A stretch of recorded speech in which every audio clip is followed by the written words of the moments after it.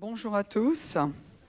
Et je me demandais si, dans la foulée des annonces, Pasteur Marc aurait oublié de vous parler des pensées précieuses. Je n'ai pas entendu, hein. Alors, je vais finir son travail. Mais voilà, il y a un calendrier. Chaque jour, il y a une pensée précieuse, c'est-à-dire une pensée qui repose sur une vérité biblique. Et c'est très, très, très agréable. Alors, certains vont le lire un peu comme on lit l'horoscope. Non, ça ne devrait pas être comme cela. Mais en tout cas, pour quelqu'un qui démarre dans la foi chrétienne ou quelqu'un qui ne connaît pas du tout le Seigneur, moi, c'est ce que je fais. Je l'offre à des personnes qui ne connaissent pas le Seigneur. Les gens apprécient d'avoir un contact avec la Bible, mais d'une manière très... Pas ludique, mais en tout cas très, très, très simple. Donc, vous pouvez vous en procurer, je ne sais pas, 3, 4, et puis ne les gardez pas à la maison. Distribuez-les à votre boulangère ou à quelqu'un que vous voyez régulièrement. Et je peux vous dire que ce sera très, très apprécié. Alors, justement, Pasteur Elisabeth me partageait quelque chose plus tôt, et elle m'avait écrit tout ça sur un papier et j'ai omis de le prendre. Donc, est-ce que tu peux nous en parler, s'il te plaît? Oui, j'entendais que les États-Unis ont fait une enquête concernant une organisation qui a à peu près 600 églises, et ils disaient qu'après le Covid, il y a à peu près 65% de leurs chrétiens, des gens qui vont chez eux, qui ne sont pas revenus dans les églises. Et dans un même temps, il y a une enquête qui a été menée, non pas uniquement à propos de cette organisation, mais sur l'ensemble des églises, toutes confessions confondues. Et il ressort qu'il semblerait que 40% des chrétiens ne vont plus revenir assister à un culte en présentiel. Pourquoi? Parce qu'ils trouvent très pratique Internet. J'étais effarée quand j'ai entendu ces chiffres. Effarée. Merci. Donc, c'est vrai que j'entends également des collègues qui disent que suite à ces confinements consécutifs presque en un an, effectivement, il y a des défections. Et le mot qui revient, c'est le mot facilité. C'est un mot qui piège, parce que quand on parle de la facilité, on parle de la facilité de la chair. Donc, on peut avoir... Quand on a placé notre chair dans un certain cocon, eh bien, elle va réclamer de rester là, peut-être au détriment même de ce que la parole de Dieu préconise. Mais il ne faut pas croire que c'est sans conséquence, parce que d'abord, alors je comprends tout, il y a parfois des circonstances qui font qu'on ne peut pas. Par exemple, une personne âgée dans un EHPAD, il est peut-être plus difficile pour cette personne de se déplacer, d'aller dans son église. Si quelqu'un est gravement malade, aussi, il y a des circonstances. Il y a des circonstances qui font que, gloire à Dieu, la technologie nous permet de rester connectés avec notre église et avec ce que le Seigneur fait dans notre église. Il y a des personnes tout simplement qui sont très éloignées et qui n'ont pas une église. Ça arrive, hein? Une personne qui est dans une campagne ou autre et qui doit faire 3 heures de route pour se rendre dans sa première église, prochaine église, bon, ça peut tout à fait se comprendre et on bénit Dieu. Mais quand on a une église qui n'est pas loin de soi, eh bien, il est bon de se secouer et de dire, eh bien, moi aussi, je vais apporter ma louange à Dieu. Parce que la louange n'est pas pareille derrière le poste. Et il y a la grâce quand on ne peut pas faire autrement. Mais elle n'est juste pas pareille ou devant son écran que quand on se réunit tous entre frères et sœurs. Donc, la Bible nous dit qu'à un temps favorable, le diable nous tente. C'est-à-dire que le diable n'a aucun problème à ce que l'on donne à notre chair ce qu'elle veut, parce qu'à un moment, elle va avoir une telle voix qu'il va pouvoir lui dire ce qu'elle doit faire, et nous ferons ce que notre chair nous demande. Et ce jour-là, eh bien, nous serons piégés. Donc, je vous encourage. Combien je me réjouis, hein, de voir le nombre d'internautes qui nous suit. À un moment, il y a même un message qui est monté à plus de 1000 replays en tenant compte de YouTube et en tenant compte des autres réseaux sociaux. Et je ne peux que m'en réjouir parce que c'est ce que nous voulons. Nous voulons que quand vous trouvez que la parole qui est prêchée depuis le 4 avenue Estienne-d'Orbe vous parle, nous voulons que vous en parliez à d'autres en disant « Est-ce que tu as entendu ce message? Est-ce que tu sais ce qui se passe là? Parce que ma vie est changée. »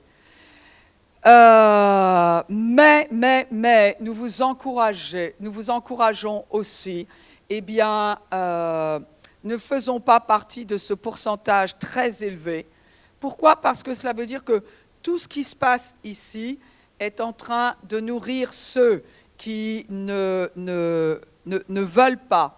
Je ne parle pas de ne peuvent pas, ça c'est différent, mais ne veulent pas se déplacer parce que peut-être qu'ils sont tombés dans le piège de la facilité. Un mot dont je me méfie moi-même. Pour moi-même, hein, pour moi-même. Ah ben c'est facile. Ouais, ben c'est facile de rogner sur, tiens, peut-être un coup de peinture en plus. C'est vrai. Mais tant que ce n'est pas comme ça doit être, ça ne l'est pas. Donc c'est un petit peu l'idée, et il n'y a aucun message transmis à qui que ce soit. Je vous rassure. Alors, mais ça n'est pas mon message, mais en tout cas, c'est ce à quoi je pensais en me préparant ce matin.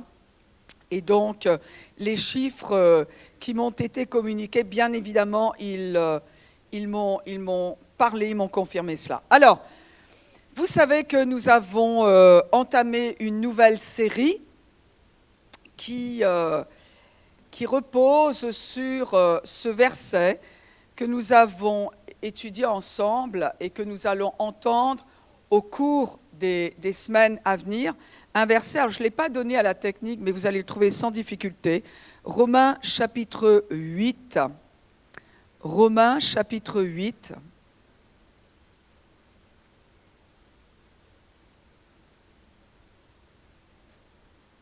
Et on peut commencer à partir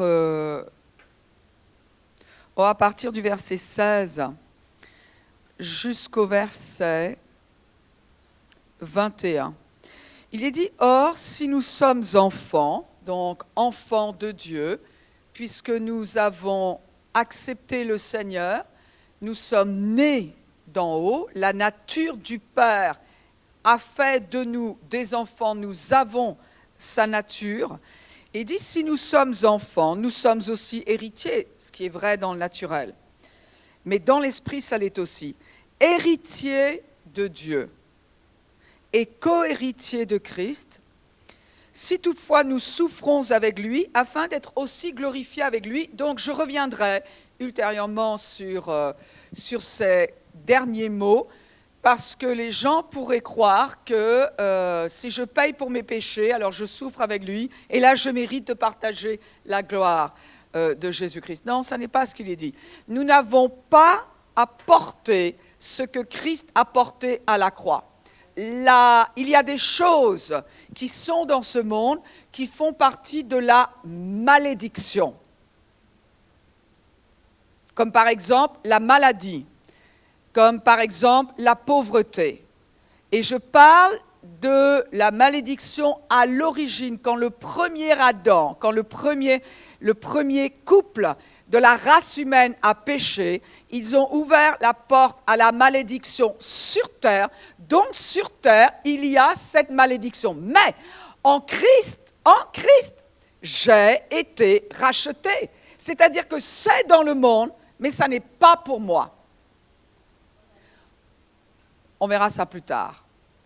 Donc ici, ces souffrances-là, s'il vous plaît, ne tirez pas de conclusions hâtives. Ça n'est pas de ce genre de souffrance dont il est question. Verset 18. J'estime donc qu'il n'y a pas de commune mesure entre les souffrances du temps présent. Une souffrance peut-être qui serait utile.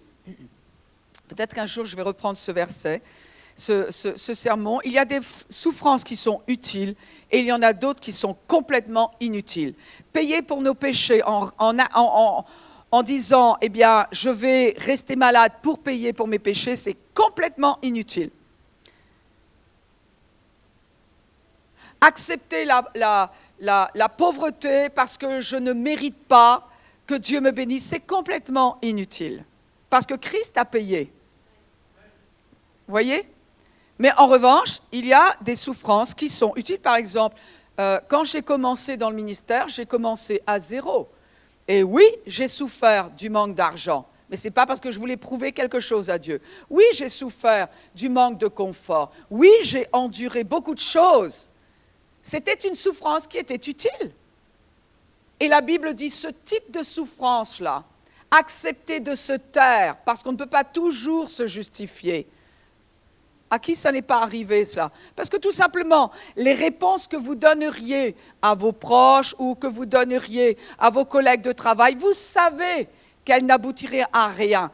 Je le dis et je le répète, il y a des guerres qui ne valent pas la peine d'être menées.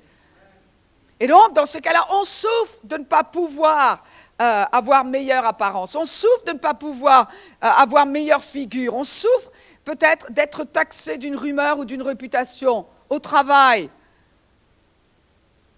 Il y a des souffrances là. Mais si c'est pour Christ, alors la Bible nous dit, j'estime que les souffrances du temps présent et la gloire à venir qui sera révélée pour nous, ben, il n'y a rien, il n'y a aucune mesure entre ces deux-là. Verset 19, parce que c'est là que je veux arriver. Aussi la création attend-elle avec un ardent désir la révélation des fils de Dieu, car la création a été soumise à la vanité, non de son gré, mais à cause de celui qui l'y a soumis. Celui qui a placé toute l'humanité et la création physique sous un joug, c'est le premier être humain. Le premier être humain, Adam, et le premier couple d'êtres humains, Adam et Ève. Et donc, il y a des tas de choses qui sont déréglées sur cette terre parce que, justement, le péché a été invité. Et quand le péché est invité, quelque part, il soumet. Et les gens ne s'en rendent pas compte.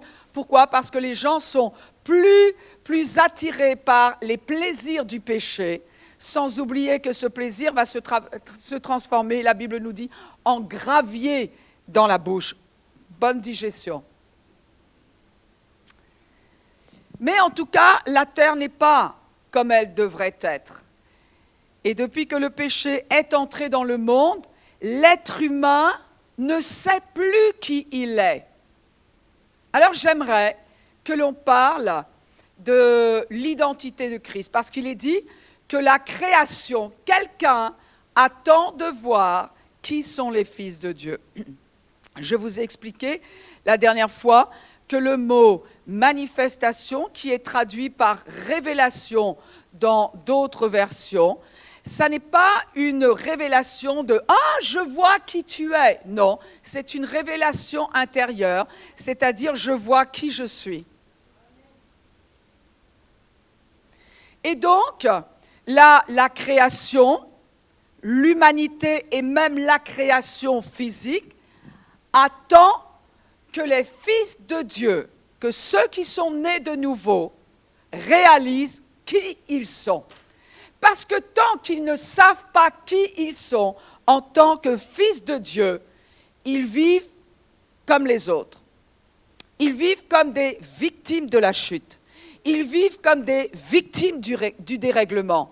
Ils vivent comme des gens à qui on met une corde autour du cou. On dit, toi, viens ici. Ah ben non, tiens, viens là. Et puis fais ceci, et puis fais cela. Alors que quand quelqu'un réalise, lui, qui il est en tant que fils ou fille de Dieu, ben, il y a des choses qu'il fait différemment. Il dit non à certaines choses. Il dit non, je ne crois pas dans cela, parce que je sais quelque chose qui est en moi, j'ai une révélation qui me permet de ne pas céder à cette réalité extérieure-là. Quelque chose qui me permet, j'ai une révélation en moi qui me permet de ne pas céder à la peur. J'ai une révélation en moi qui me permet de garder le sourire face à l'avenir, peu importe quoi, en dépit d'eux. Je ne sais pas si vous commencez à voir comment peut vivre un fils de Dieu. En tant que chrétienne, j'ai le choix de vivre en tant que fille de Michel Moulin et Marie-Thérèse Moulin de Révillon. J'ai le choix. Ou alors, je peux peut-être chercher à savoir qui je suis en tant que fille de Dieu et avoir une vie complètement différente de l'identité que j'ai en tant que fille de Michel et Marie-Thérèse Moulin. Je bénis Dieu pour avoir eu les parents que j'ai. Mais il n'y a pas de commune mesure entre ce que Michel et Marie-Thérèse Moulin font de moi, même si j'ai mes propres choix, me donnent mon donné, et ce que mon Père céleste m'a donné et veut faire de moi. Il n'y a pas de commune mesure. Donc, en tant que chrétiens, nous ne vivons pas juste parce que nous savons qui est Dieu. Nous ne vivons pas différemment juste parce que nous savons qui est Dieu. La seule manière d'avoir une vie qui est différente de ceux qui n'ont pas Dieu dans leur vie, c'est d'avoir la révélation de qui je suis en tant que fille de Dieu. Pourquoi? Parce que j'ai deux natures en moi. On verra, on développera ça plus tard. J'ai la nature de Dieu, parce que j'ai été recréé, mon être intérieur. Moi, en tant qu'être spirituel, j'ai été recréé par la vie de Dieu, par l'Esprit de Dieu. Je suis fille de Dieu parce que j'ai la nature de mon Père. Je suis née d'en haut et en même temps, j'ai une nature humaine que m'ont transmise Michel et Marie-Thérèse Moulin. Tout le monde va connaître le nom de mes parents.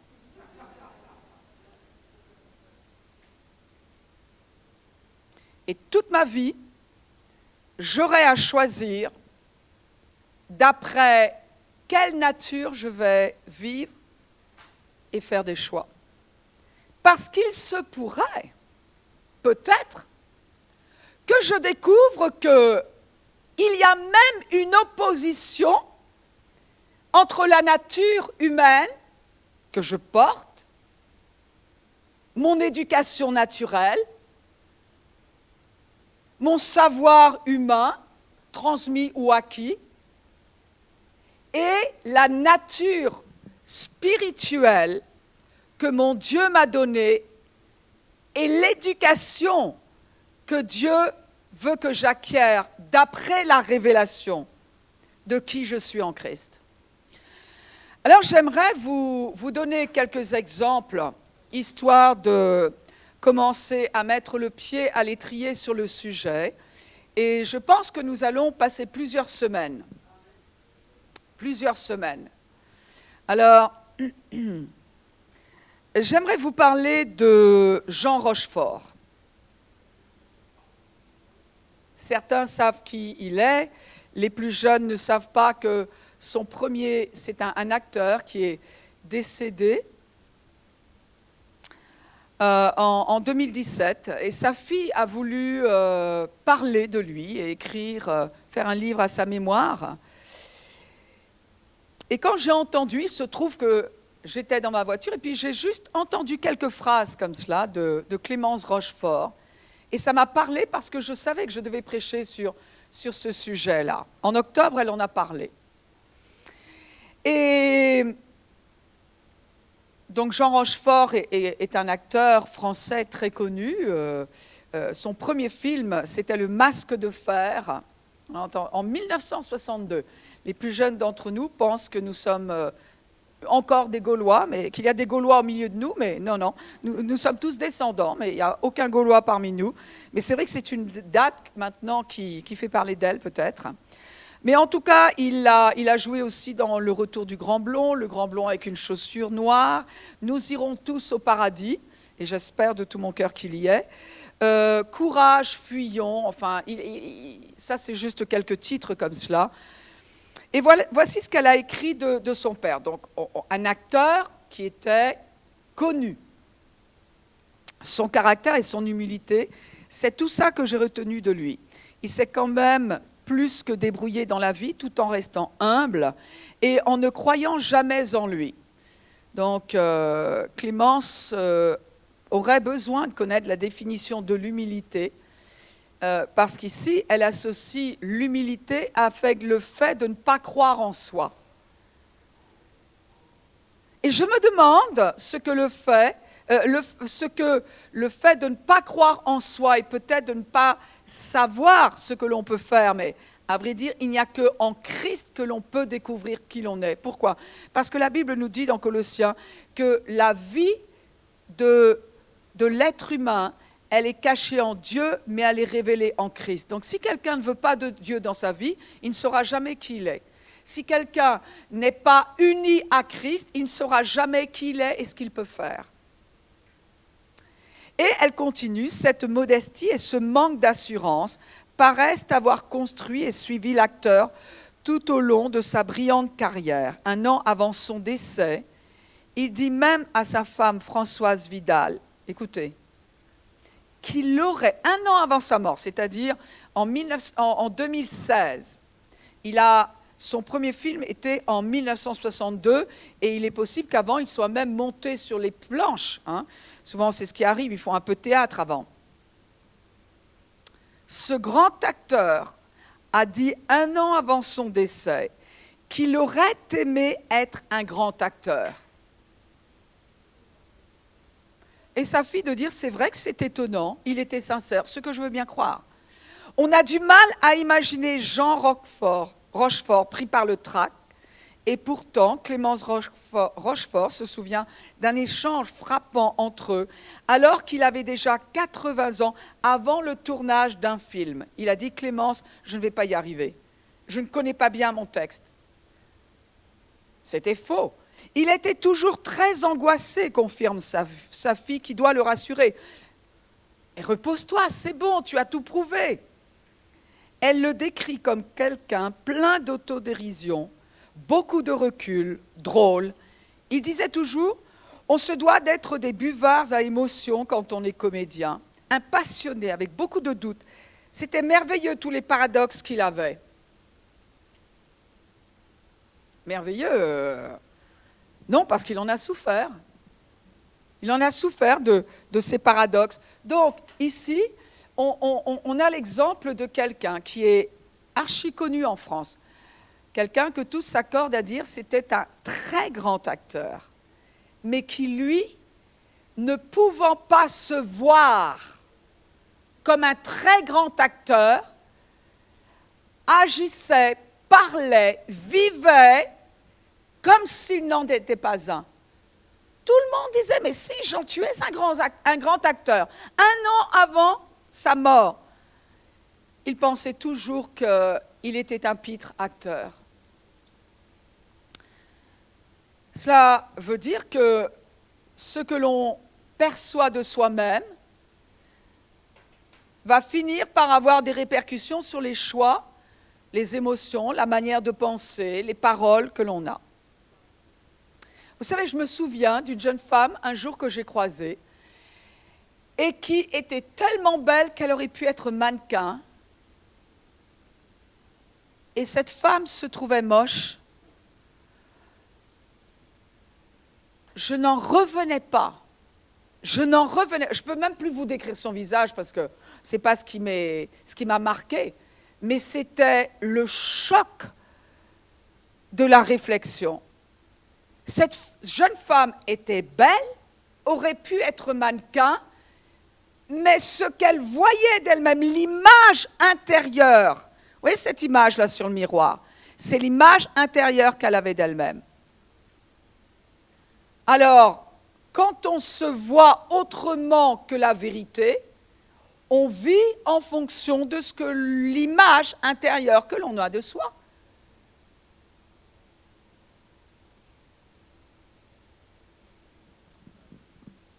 Vous savez, sur les réseaux, on voit que les jeunes veulent toujours être quelqu'un d'autre.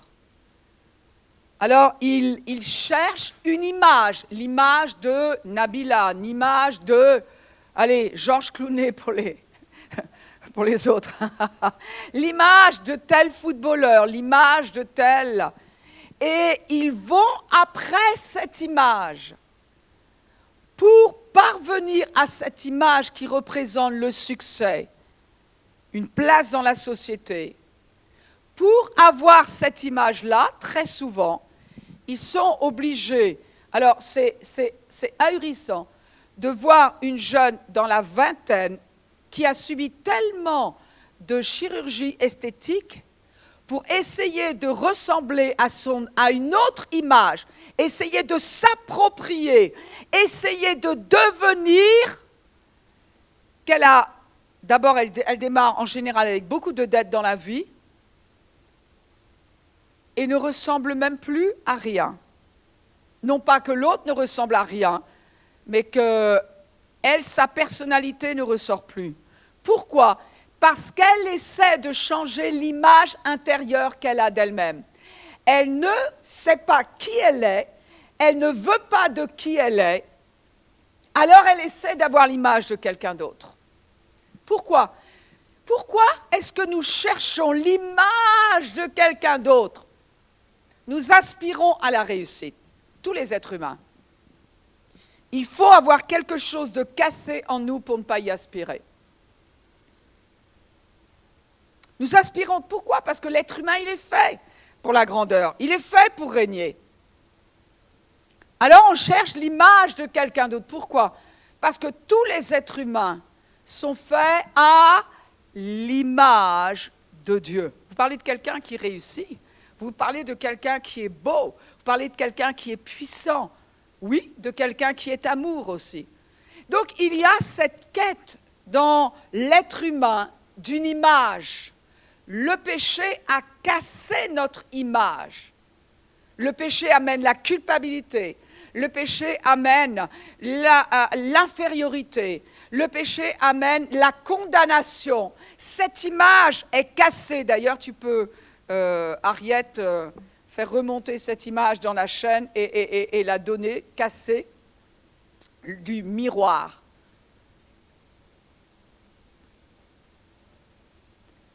Le péché a cassé cette image en nous. Dès que nous avons péché pour la première fois consciemment, et alors on a cette aspiration à une autre image, Merci Ariette. Alors on va essayer de se la construire.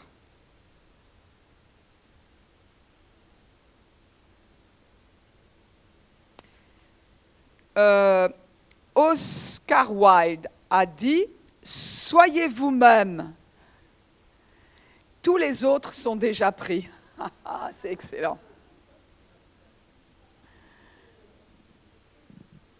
Dis-le à ton voisin, « Sois toi-même, tous les autres sont déjà pris. »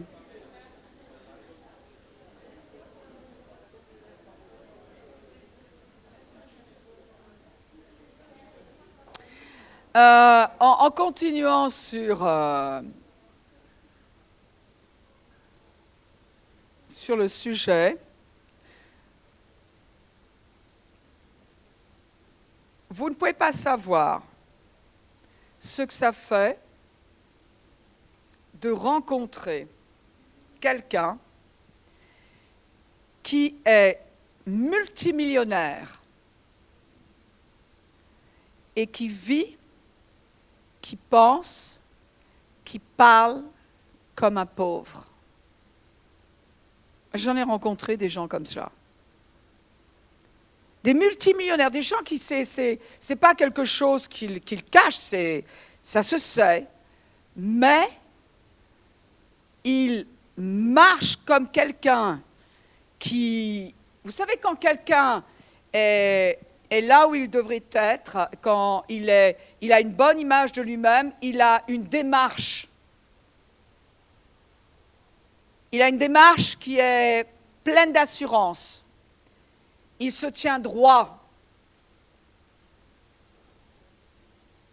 Quand quelqu'un a une mauvaise image de lui-même, ben c'est très simple. On voit qu'il est abattu. Et je me souviens de ce couple-là qui avait vraiment fait de bonnes affaires, qui était propriétaire de plusieurs appartements, qui aurait pu vivre très à l'aise, mais qui n'avait pratiquement pas de meubles chez eux. Non pas que, mais ça n'était pas la mode du minimalisme. Et les meubles qu'ils avaient chez eux, c'est une question de goût, mais ils étaient franchement de mauvaise qualité.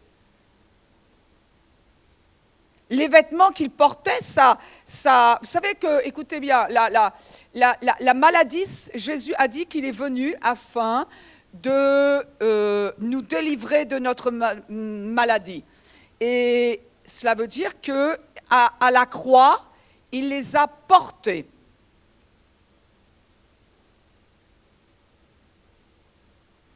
La maladie, c'est quelque chose qui se porte, si on la reçoit. La pauvreté, c'est quelque chose qui se porte. Vous n'avez jamais vu quelqu'un qui a un esprit de pauvreté? C'est juste quelque chose je déteste de voir ça sur quelqu'un. Et c'est quelqu'un qui peut avoir de l'argent, mais qui a une telle image de lui-même ou d'elle-même, qui a cet esprit de pauvreté, c'est difficile à expliquer, hein. Et je me souviens, et il m'est arrivé de rencontrer plusieurs fois des gens qui sont à l'aise et qui parlent, qui se comportent, qui font les choix de quelqu'un qui manque d'argent. Ce n'est pas un péché de manquer d'argent, hein, je tiens à le dire. Je sais ce que c'est pour être passé par là. Non pas avec un esprit de pauvreté. Vous savez comment j'ai combattu un esprit de pauvreté? Parce que quand on n'a pas d'argent, on peut facilement avoir un esprit de pauvreté sur soi. Ben, c'est en donnant, tout simplement. Tout simplement. Une des raisons des dîmes et des offrandes. Mais c'est autre chose. Quelqu'un a dit, quels sont les 2 moments les plus importants de l'existence? Certains disent, c'est celui où je pars de la maison. Non. Il y en a d'autres qui disent, bah, c'est celui où je me marie. Non. Il y en a d'autres qui disent, ah, c'est celui où je pars. Je quitte ma femme, je quitte mon mari. Non, ce n'est pas celui-là. Les 2 moments les plus importants de l'existence d'un être humain sont celui de sa naissance et du moment où il sait ce qu'il fait sur terre. Qui il est, pourquoi il est né. Vous savez, chaque année en France, il y a... Alors, à vrai dire, cette statistique-là remonte un petit peu. Il est fort probable que plus le nombre est augmenté. Mais en tout cas, je crois qu'elle a été faite en 2009 ou quelque chose comme cela. En tout cas, le ratio, il est correct, l'information est correcte, hein. Chaque année en France, plus de 210 000 personnes sont victimes d'une usurpation d'identité. Or, 45% de ces victimes n'ont absolument aucune idée de la façon dont cela a pu arriver. Ça, c'est une statistique qui est vraie dans le domaine naturel, c'est-à-dire voilà ce qui se passe en France. Si j'essayais de ramener ce ratio à l'Église, je dirais que sur toute l'Église, le nombre de chrétiens nés de nouveau en France, allez, je vais essayer d'exagérer ce chiffre-là. Je vais l'amener à 700 000 personnes, ce dont je doute malheureusement. Mais rêvons un peu. Je dirais que, quel que soit le chiffre qui nous donnerait le nombre de chrétiens nés de nouveau en France, je ne parlerai pas de 45% qui sont victimes d'usurpation d'identité, mais je parlerai de 98% des chrétiens à qui le diable a volé leur identité en Christ. Ce sont des gens qui essaient de gagner le pardon de leurs péchés. Ce sont des gens qui font des choix en fonction de ce qu'ils entendent aux informations. Ce sont des gens qui sont prêts à divorcer dès qu'ils ont l'impression de ne plus aimer leur conjoint. Ce sont des gens qui vivent comme le monde. Ce sont des gens qui font des choix d'après l'éducation naturelle. Ce sont des gens qui ne vont jamais après leurs rêves.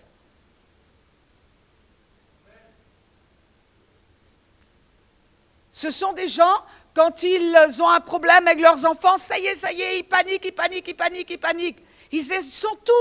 Ils préfèrent être sous la loi que sous la grâce.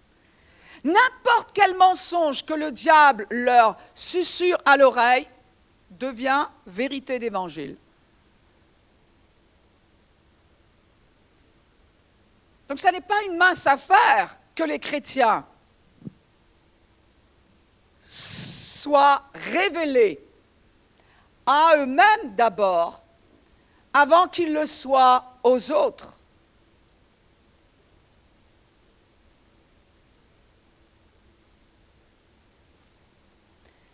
Et oui, il faut que l'Église de Jésus-Christ sache qui elle est.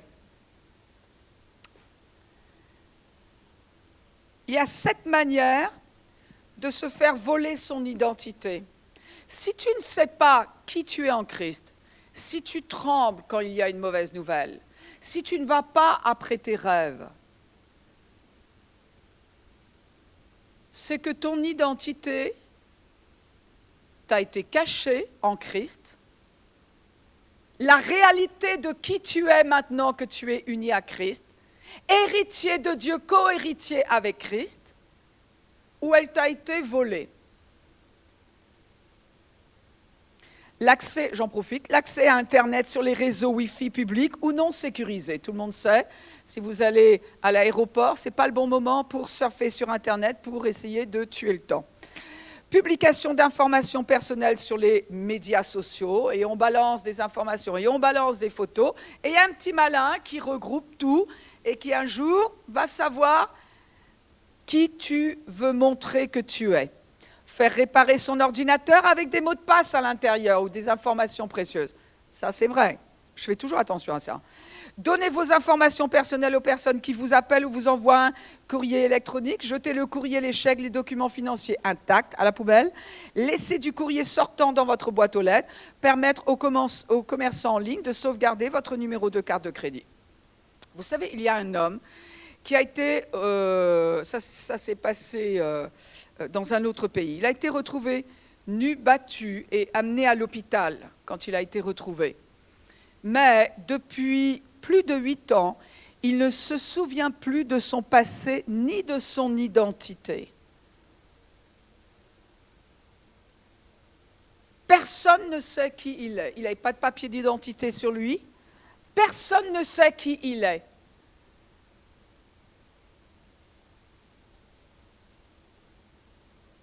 Il peut se fabriquer une vie. Comme beaucoup de chrétiens essaient de se fabriquer une vie en fonction de ce qu'ils vivent dans l'Évangile, mais parce qu'ils ne savent pas vraiment qui ils sont, ils n'arrivent pas à la vivre. Il y a une dichotomie.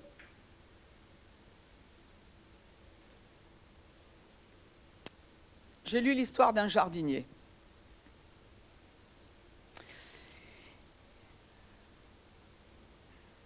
Il se trouve qu'il s'est fait voler ses papiers d'identité et son identité. Et il dit, en tapant dans Google mon nom, prénom et date de naissance, on apprend que je suis président de ces sociétés de vente à distance. Il dit, mais moi je suis jardinier. Je ne suis pas dans les affaires, je n'ai jamais reçu de chèque. Imaginez ce qui se passe. Il reçoit des réclamations. Comment se fait-il? Je vous ai commandé tel article, mais je ne l'ai toujours pas reçu. Or, vous avez reçu mon chèque. Il dit, je n'ai jamais reçu de chèque. Il dit, c'est pas moi.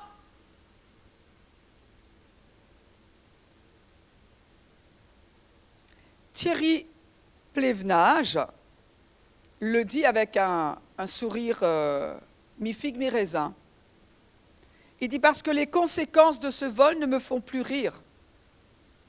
Sa demande de renouvellement de carte d'identité a été refusée.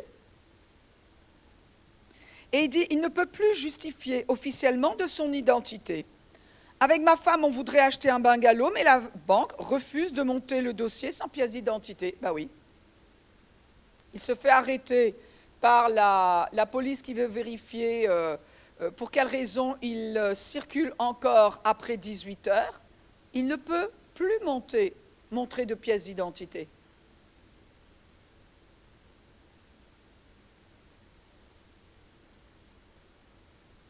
Et il dit de son côté, il a lui aussi fait ses recherches sur Internet. Surpris, il a découvert qu'il est à la tête de 3 sociétés basées dans des rues cotées de Paris, avenue d'Italie dans le 13e, rue Le Pic dans le 18e et avenue de la Motte-Piquet à Paris.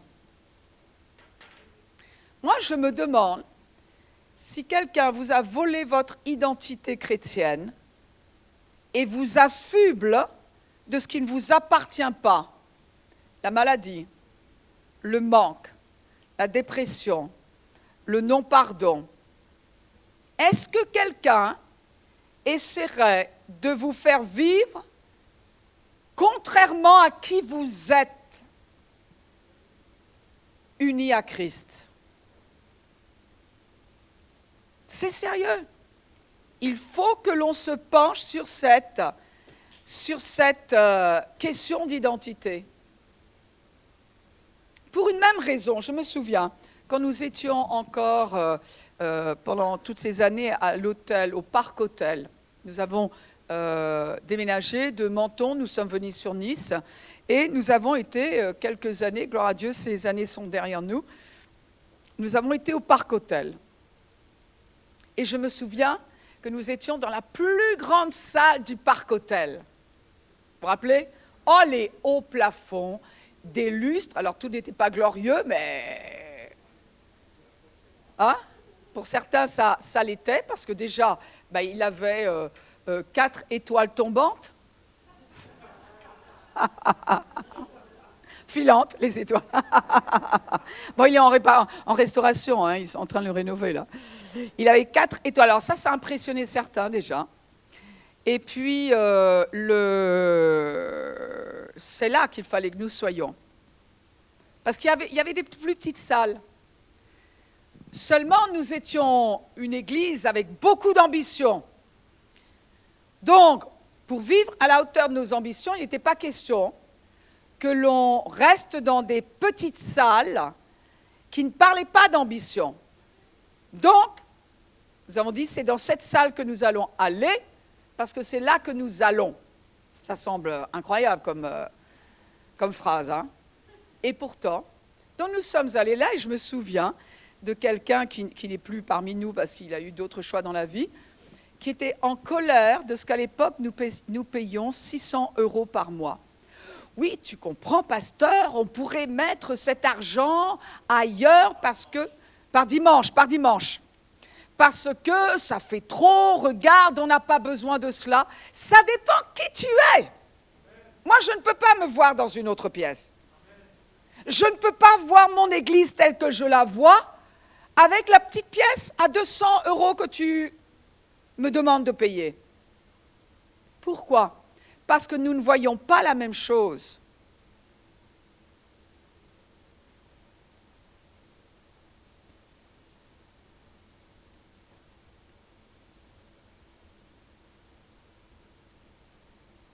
Et il faut qu'on réfléchisse à ça. Alors, si, nous sommes restés dans cette pièce. Et Dieu a pourvu, ce qui fait qu'aujourd'hui, à force d'avoir exercé notre foi, nous sommes capables d'être ici. C'est comme ça que ça marche. Une question, on pourrait se dire, tu sais, moi j'ai de grands rêves et j'ai une communion, une relation avec Dieu, mais franchement, moi, tu sais, je ne suis pas Moïse. C'est bien, parce qu'il a déjà été pris. Donc ça, c'est bien. Justement, parlons de Moïse. Parlons de ce cher homme que j'ai hâte de rencontrer. Tu dis, il est mort. Ben oui, mais il vit, il continue à vivre. Exode chapitre 3 du verset 10 à 14. Est-ce que ça vous met au défi de penser autrement? Avez-vous envie de savoir autre chose? Est-ce que vous commencez à entrevoir d'autres vérités et des choix que nous avons à faire? Alors, donc, nous savons, le peuple d'Israël s'est multiplié en Égypte, et puis le pharaon a changé. Et celui qui leur était favorable, eh bien, a été remplacé par un pharaon. Ce n'est pas un prénom, hein, c'est un titre, comme un président par exemple. Un pharaon qui s'est montré antisémite. Il a fait le mauvais choix d'être antisémite.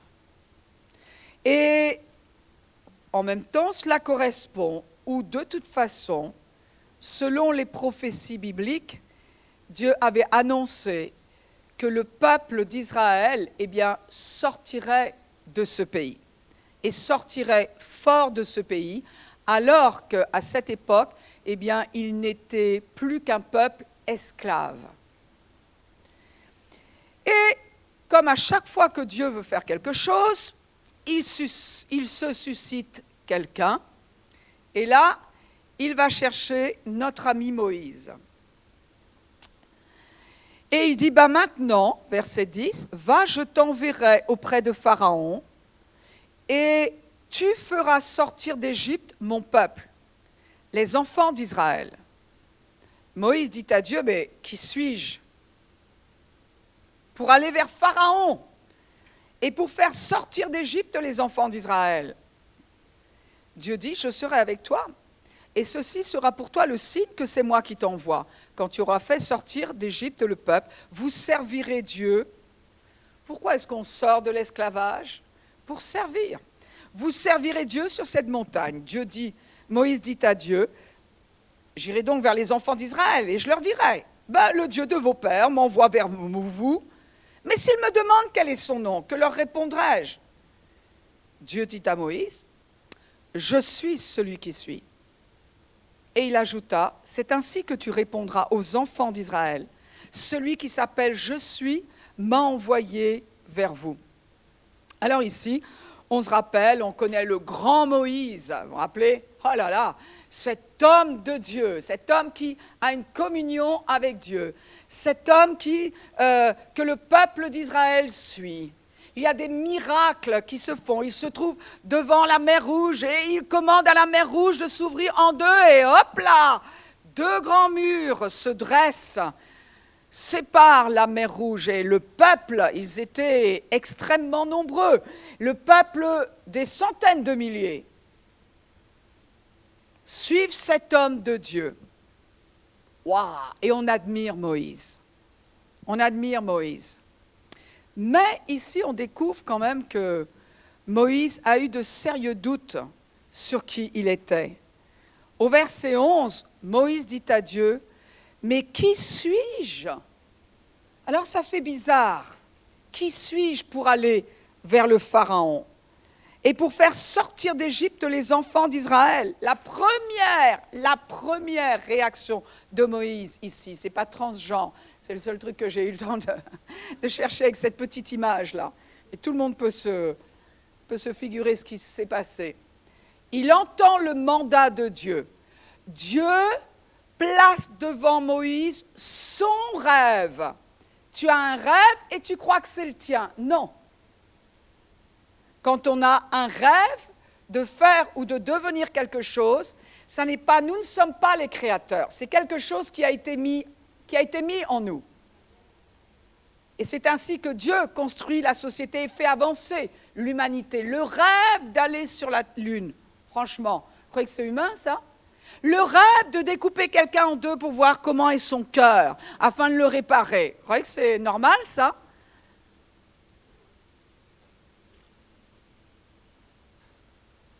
Et donc, Dieu met son rêve devant Moïse et il dit, il est temps que mon peuple sorte.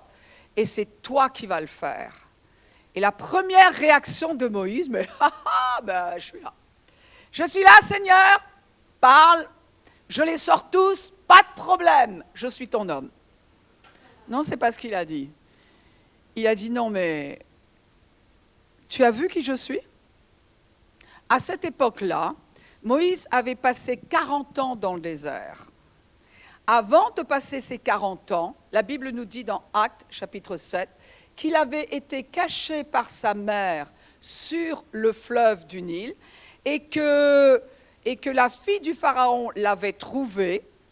Je vous la fais courte, vous pouvez retourner dans la parole de Dieu pour lire toute l'histoire, et l'avait élevé comme son propre fils. C'est-à-dire que ce fameux Moïse, qui est en train de trembler devant l'Éternel, qui se regarde dans un miroir cassé, avait été élevé en tant que fils de la fille de Pharaon, et était probablement le prochain Pharaon d'Égypte, qui à l'époque était un immense empire. Mais il se trouve que, comme c'est sa mère par un miracle qui l'avait nourri et qui avait eu le temps de lui dire que non, intrinsèquement, son ADN n'était pas celui d'un Égyptien, mais qu'il était un Hébreu, sa mère lui a parlé de son identité d'Hébreu, et un jour, il a vu, tout fils de Pharaon, de la fille de Pharaon qu'il était, a vu un Égyptien battre un Hébreu. Et sa réaction, la réaction de son ADN, la réaction de qui il était, a été de tuer l'Égyptien. Et comme ça s'est su, Moïse a fui dans le désert. Et pendant 40 ans, Moïse a été un berger. Il a gardé les chèvres et il a gardé les brebis. Et il a mangé, je ne sais pas ce qu'on trouve dans le désert, peut-être quelques dattes dans des oasis. Pendant 40 ans, il a perdu cette identité de deuxième homme de l'Empire. Pendant 40 ans, il l'a perdu. Et aujourd'hui, il n'est plus que Moïse, le berger, à qui Dieu demande de tenir un rôle de leader de tout le peuple. Alors évidemment, Moïse regarde qui il est. Moïse se rend compte qu'il n'a personne. Il a oublié ce que c'est que de donner des ordres, à part ses chèvres et ses brebis et quelques servantes. Voilà, ça se limite à ça. Et il réalise la tâche que le grand Dieu d'Israël lui demande d'accomplir. Et honnêtement, il ne fait pas le malin, Moïse. Il ne se ment pas à lui-même. C'est vraiment ce qu'il pense. Et il dit, Seigneur, je n'en suis pas capable. Quand Dieu te demande quelque chose, il ne te demande pas d'aller voir ton compte en banque. Il ne te demande pas d'aller voir devant le miroir à qui il s'adresse. Il sait que tu as en toi la capacité pour faire ce qu'il te demande. Et c'est là où la foi intervient. Donc, comment nous voyons-nous? C'est la vraie question. Comment nous voyons? À qui Dieu parle-t-il?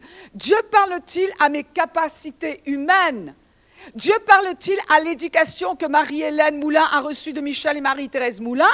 Ou est-ce que Dieu s'adresse à sa fille avec tout ce qu'il a mis à sa disposition en tant qu'héritière du Père et co-héritière du Christ? Là est toute la question.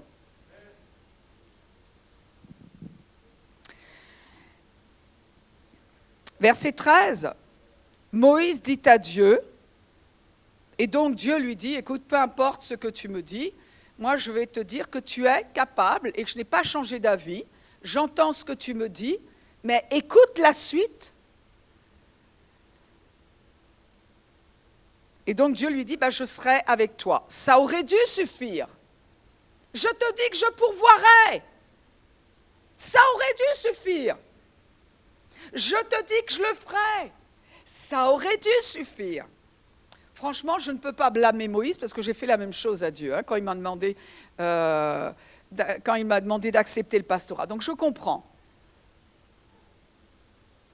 Verset 13, Moïse dit à Dieu, « J'irai donc vers les enfants d'Israël et je leur dirai, le Dieu de vos pères m'envoie vers vous. » D'accord, ok.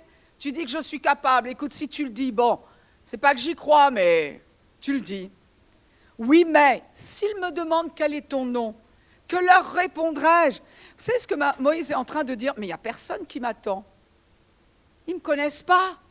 Ceux de ma génération, 40 ans plus tard, ils sont morts. Personne ne s'intéresse à moi. Ils m'ont tous oublié. Même s'ils ne sont pas morts, ils m'ont tous oublié. Les plus jeunes, ils ne savent même pas qui je suis. Personne ne m'attend. Personne n'a besoin de moi. Pourquoi? Parce que Moïse était en train de considérer qui il était humainement au lieu de considérer qui est Dieu et les ressources que Dieu avait mises à sa disposition. Ce qui veut dire, Jean-Baptiste l'a dit, moins de moi et plus de toi. Et la plupart des chrétiens comprennent, j'ai pas assez de Dieu dans ces cas-là. Ça n'est pas ce que la Bible dit. Ça n'est pas ce que j'ai dit. Ça veut dire quoi? Vous savez, quand on est enfant de Dieu, qu'on a la nature de Dieu, la Bible dit que nous sommes héritiers de tout.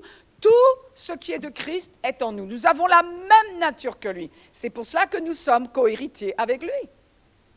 Alors, qu'est-ce que ça veut dire? Moins de moi et plus de toi et moins de moi. Cela veut dire plus de conscience de toi et moins de conscience de moi.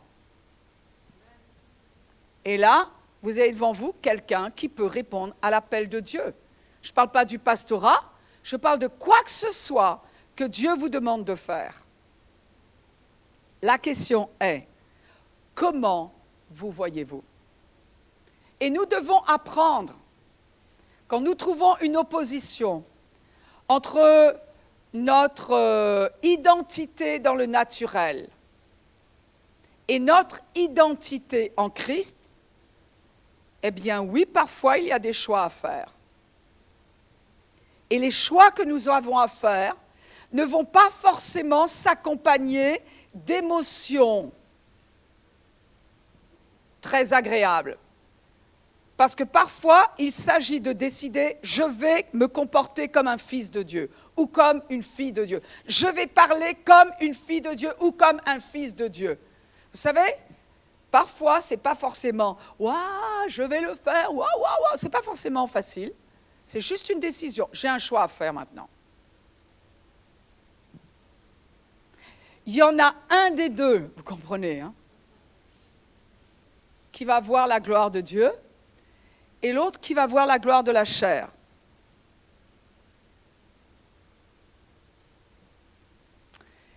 La manifestation, quelqu'un attend de te voir, mais personne n'a envie de voir ta chair. Qui es-tu en tant que fils de Dieu? Qui es-tu? Quelquefois, les gens, vous savez, ils sont à l'église et ils sont étonnés. Une des choses que l'on entend concernant l'église ici, c'est que nous poussons les gens à aller au-delà de leur zone de confort. Nous les encourageons, enfin nous les poussons, vous comprenez, hein, nous les encourageons, on va dire, ce sont des... Nous les encourageons à sortir de leur zone de confort. Nous les encourageons à sortir de leur retranchement de la chair, là où je contrôle tout ce qui va se passer. Je sais même ce qui va se passer dans 10 ans parce que j'ai tout calculé. C'est bien tant que ça ne va pas à l'encontre du plan de Dieu. Aucun problème. Il y a des chrétiens qui vont se faire écraser au rouleau compresseur par l'économie de ce monde. Et il y en a d'autres dans le même monde qui vont briller, qui vont réussir, miracle après miracle. Et vous avez les autres qui sont passés au rouleau compresseur du monde qui vont dire « Ouais, mais c'est parce que Dieu a des préférés. » Oh non, un Christ pour tous. Un sang pour tous, une croix pour tous, un même esprit pour tous. Eh bien, moi, j'ai envie de savoir à quoi ressemble la vie d'une fille de Dieu sur terre. C'est facile d'arriver au ciel que l'on sache qui est un enfant de Dieu, que l'on voit réellement qui nous sommes au ciel, il n'y aura plus de chair. Alors, ça va pas être difficile. Il n'y aura plus d'ennemis. Ça va pas être difficile. En revanche, voir la liberté glorieuse des enfants de Dieu devant la maladie, devant le chaos, devant la peur, devant la dépression, devant les tensions sociales, ça va être glorieux. Ça va être magnifique. Dis à ton voisin, il y a quelqu'un qui attend de te voir. Dis à ton autre voisin, allez, on peut parler à l'église. Allez, dis à un autre voisin, devant, derrière. Tiens, Lydia, dis à ton voisin, là. Lydia, dis à ton voisin, il y a quelqu'un qui attend de te voir. C'est pas grave, tu peux lui dire une deuxième fois. Alors, sous nos masques, on est obligé de parler un peu plus fort, mais c'est pas grave. Dis à ton autre voisin, devant, derrière. Si tu savais qui tu es en Christ, tu sourirais.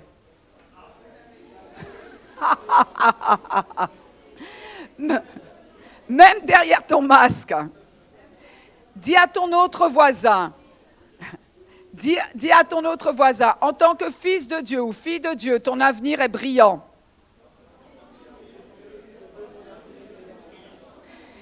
Dis à ton autre voisin, j'ai hâte de te voir pour qui tu es. J'ai hâte de voir ce que Dieu t'a vraiment donné. Et j'ai hâte que tu découvres toi-même ces choses. La manifestation des fils et des filles de Dieu.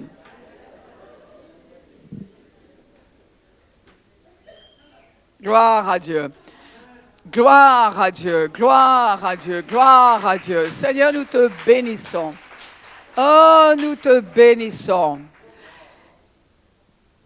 Vous êtes d'accord avec moi que nous sommes un être spirituel, nous vivons dans ce corps, nous avons comme vêtement ce corps, vous êtes d'accord avec moi? Je reviendrai sur le sujet, mais juste comme ça, allez, histoire de se faire un peu plaisir là.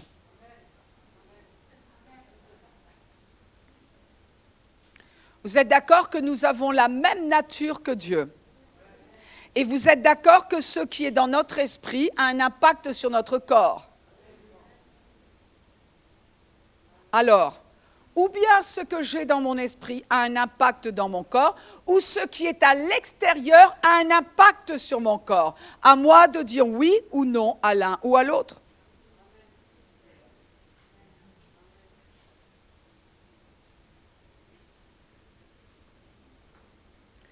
Comme tu veux, tu choisis.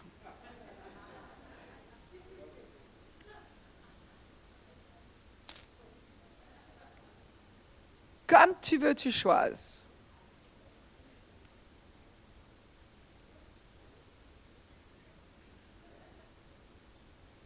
On a la vie dans notre esprit, hein? Et là, on est d'accord que la vie est supérieure à la mort. Que la vie est supérieure à la maladie. Nous sommes d'accord avec cela.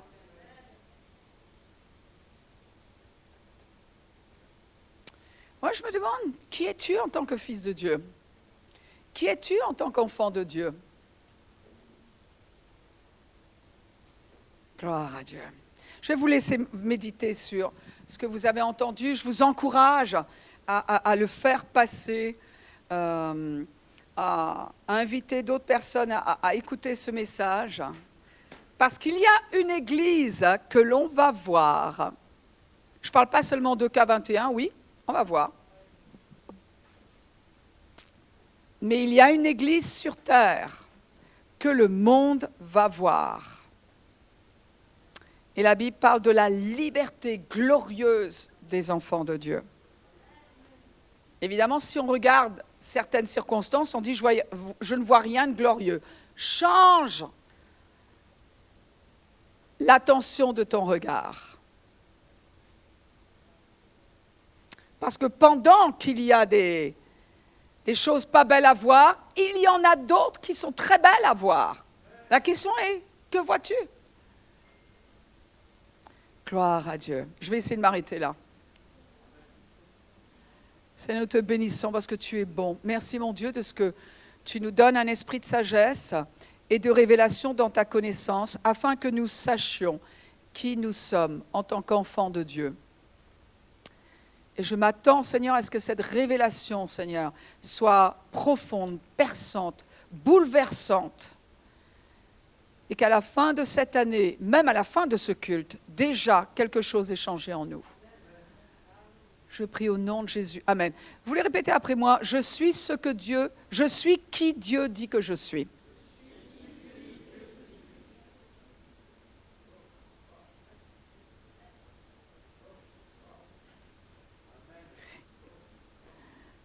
Qui dit-il que tu es? On n'y va pas. On répète.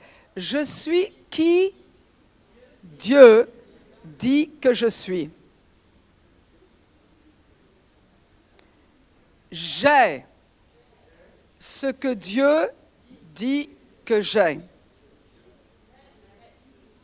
Certains ne veulent pas répéter. C'est pas grave, c'est pas grave. Et je peux faire ce que Dieu dit que je peux faire. Allez, on reprend. Je suis qui Dieu dit que je suis. J'ai ce que Dieu dit que j'ai. Et je peux faire ce que Dieu dit que je peux faire. Je vous souhaite un très bon dimanche. Vous êtes bénis. Amen. Bénédiction.